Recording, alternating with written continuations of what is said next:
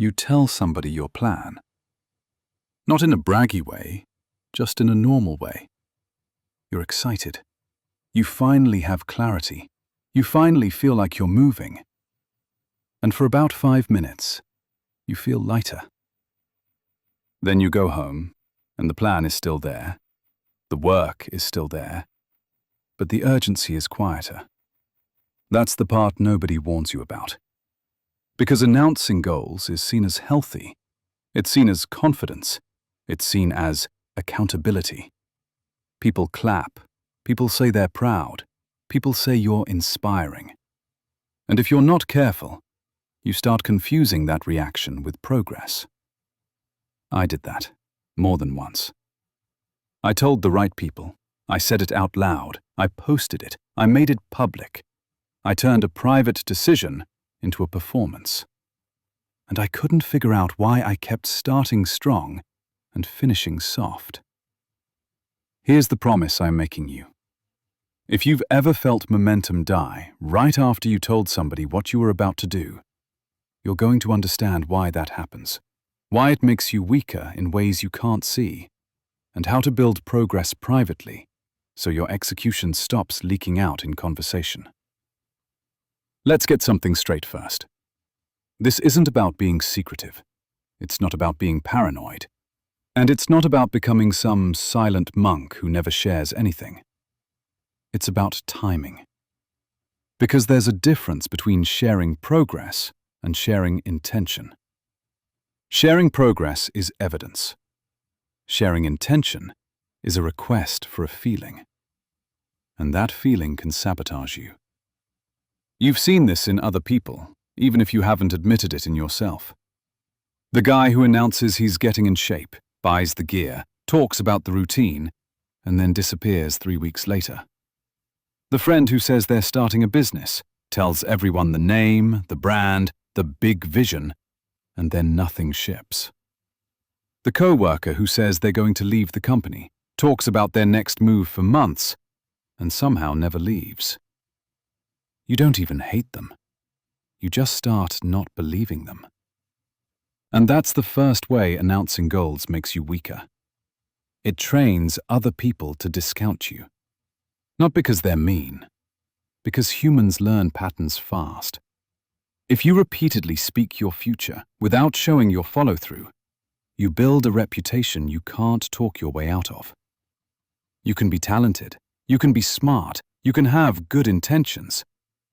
But once people experience you as someone who talks first and moves later, they treat everything you say like a draft.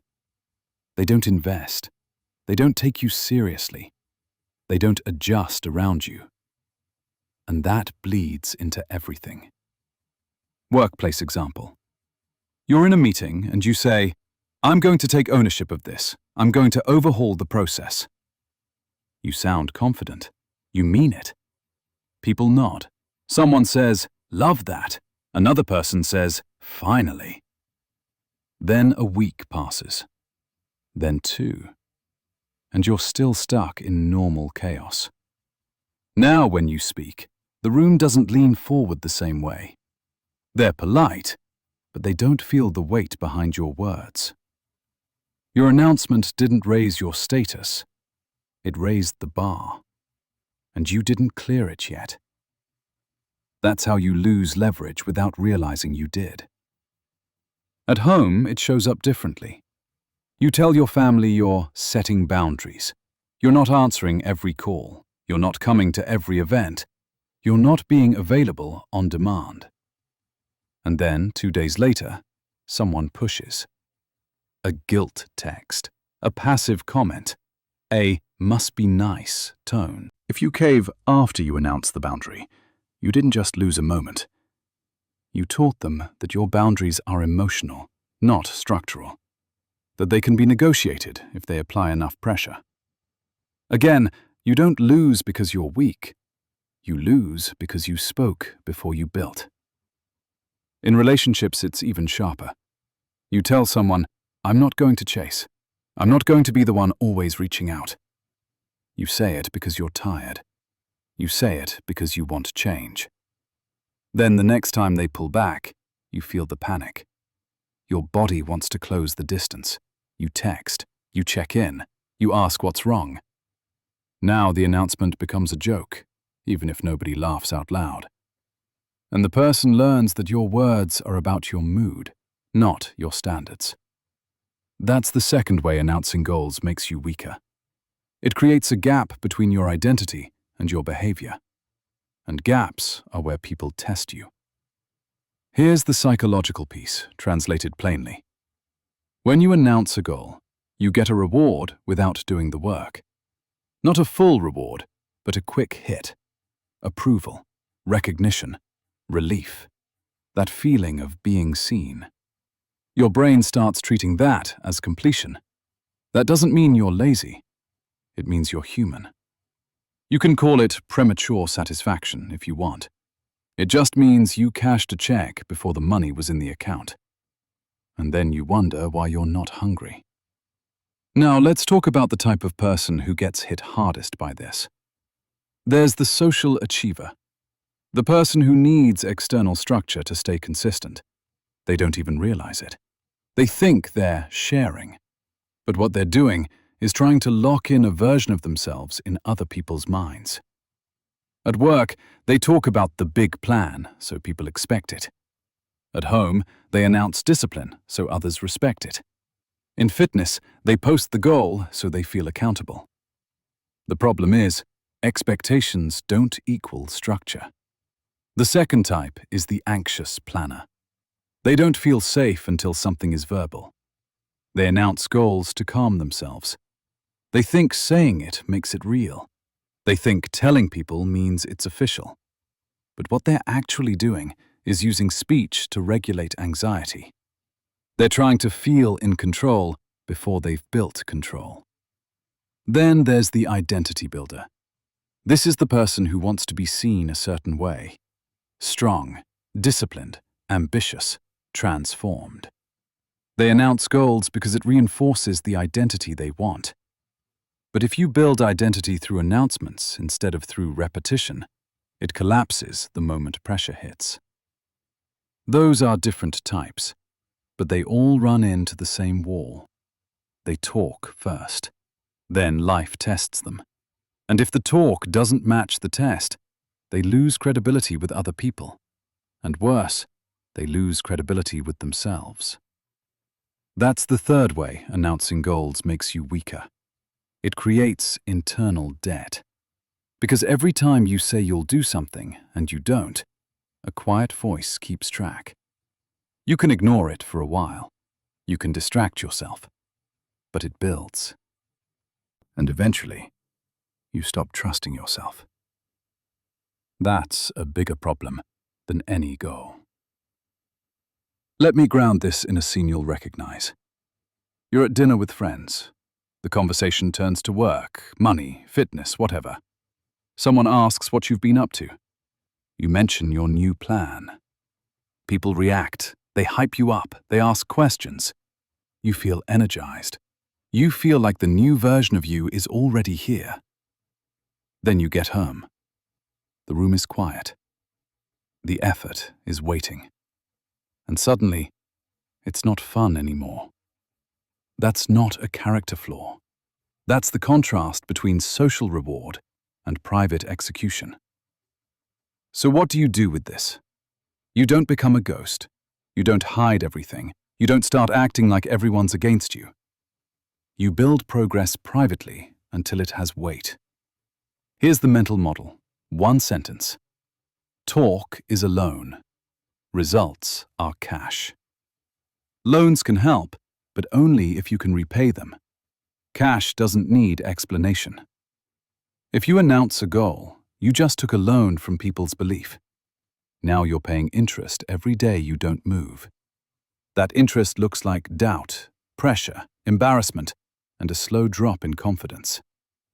If you build quietly, you show up with cash. People feel it. You don't have to convince them. Now here's the hard part. Silence is uncomfortable when you're used to talking. Because silence means nobody's clapping yet. Silence means you have to do it for you. Silence means you're not getting reassurance. That's why this works. It forces you to build a different kind of strength. The kind that isn't powered by reaction. Here's a say this, don't say this, what happens next moment you can use immediately. Say this when someone asks what you're working on and you're not ready to announce it. I'm in the middle of it. I'll tell you when it's real. Don't say, I'm about to do something big. What happens next? They either respect the boundary or they push for details. If they push, you just learned who benefits from your announcements. Not in a villain way, in a social way. Some people want to be included in your future so they can feel connected to it. That's not always bad, but it's not always safe either. Here's another scene. Workplace politics. You're trying to level up. You want a promotion. You want to move teams. You want more authority. The common mistake is telling people too early. You say, I'm going for that role. You tell your peers. You tell someone you think is your friend. You tell the wrong person. Now there's a narrative before there's evidence. If you fail, you look small. If you succeed, someone says you got lucky. If you're in the middle, people start testing you. The smarter move is quieter. You start doing the job before you have the title. You show up more prepared. You speak more cleanly. You ship work that forces people to adjust around you. Then when the role opens, your name already feels normal in that spot. Here's what you say in that environment when someone tries to pull your plan out of you. I'm focused on my output right now. Don't say, I'm trying to move up. What happens next? You avoid becoming a target before you have leverage. And you also avoid becoming someone people feel entitled to evaluate. Because the moment you announce, people start grading you. They don't do it maliciously. They do it automatically. Now every mistake looks bigger because you gave them a storyline. This also shows up with fitness goals in a way people don't like admitting. The more you announce, the more you build a public identity around the goal. And that identity becomes fragile. If you miss a week, you don't just feel off track, you feel exposed. So you avoid the gym. You avoid the routine. You avoid the thing that reminds you. Quiet progress doesn't create that shame loop. Quiet progress is boring at first. That's why it works. Let's talk about accountability, because people misunderstand it. Real accountability isn't telling 10 people what you're going to do. Real accountability is having one system that catches you when motivation dies. A calendar, a coach, a contract, a routine, a non-negotiable time window, a checklist. That's structure. Announcements are social energy. Social energy fades fast.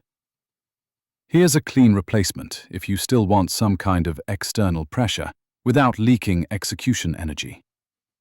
Pick one person, not 10. Pick someone who won't hype you up, someone who won't celebrate your intention, someone who will ask, "Did you do it?" And tell them one sentence. I'm tracking this privately. I'll send you proof every Friday. Not updates, proof. That's how you build quietly while still staying consistent. Don't say, I'm going to change my life. Say, I'm tracking it. You'll see the receipts. What happens next? Your brain stops treating attention as the reward. The reward becomes completion. Now, let's address the deeper layer. A lot of people announce goals because they're trying to become a different person publicly, hoping the public version will force the private version to follow. That usually fails. Because pressure creates short bursts, not long consistency. Consistency comes from identity that's built in private. This is why the strongest people you know often look calm. Not because they're better, because they don't need the audience to stay committed. They've learned to work without applause. There's also a submission test hidden in this topic.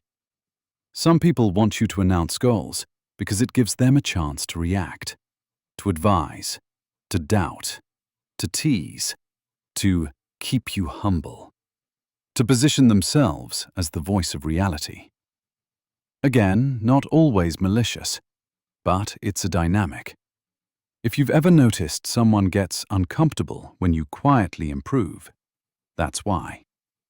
Quiet improvement removes their ability to manage the story.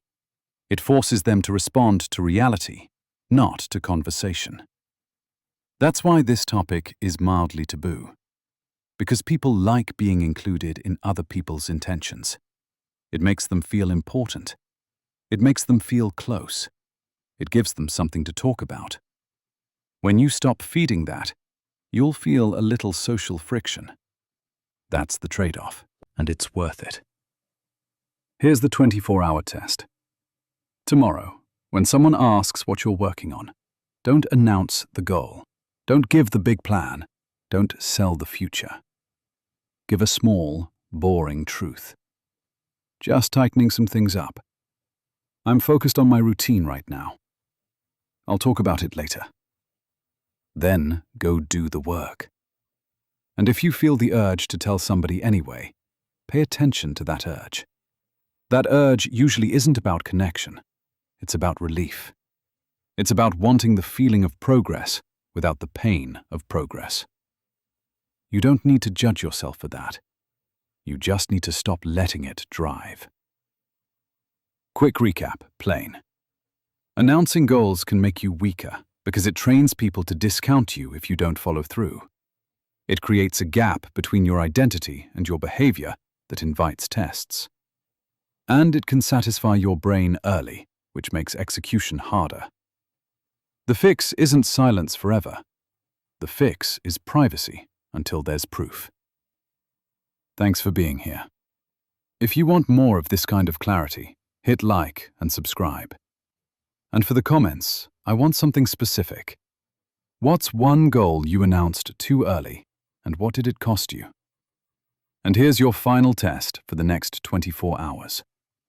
Don't tell anyone what you're going to do. Show yourself once. Final thought. The loudest part of a goal is usually the weakest part.